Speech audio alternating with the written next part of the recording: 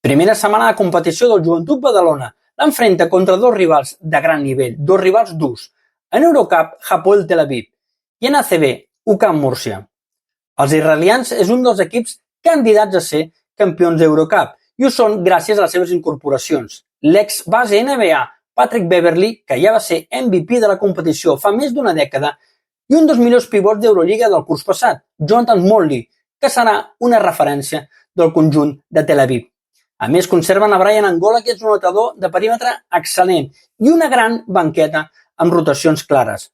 La penya haurà de fer front a un gran nivell físic, a un equip rodat i un equip que arriba amb moltes ganes. El curs passat, els dos partits d'Eurocup, la penya els va perdre davant dels israelians.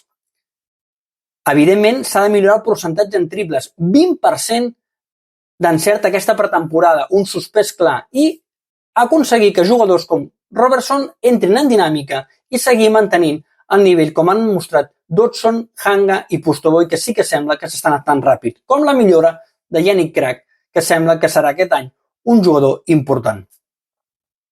En el partit ACB contra l'UCAM Múrcia es juga contra l'últim finalista d'ACB, que no és ni Barça ni Real Madrid, en aquest cas, i que actualment ha perdut el seu partit de semifinal de Supercopa contra l'Unicaja Màlaga. És un equip que conserva gairebé tota la plantilla i que, a més, han incorporat l'ex-verdinegre Vladimir Brosianski, que segurament tindrà moltes ganes de jugar contra els seus excompanys. Dané Miret necessita fer rotació, necessita mantenir el nivell defensiu que sí que ha aconseguit mostrar, però sobretot aconseguir un nivell ofensiu òptim, millorar el triple, evitar les pèrdues i sobretot millor capacitat de prendre decisions en atac han de ser claus. Plantilla n'hi ha i rotació es té, però la primera setmana pot ser molt dura contra dos equips que es coneixen molt bé i que són molt forts físicament. La penya té un grandíssim repte només arrencar la temporada i després de les males sensacions que s'han quedat amb la Lliga Catalana, res millor que intentar plantar cara i intentar sumar alguna de les dues victòries.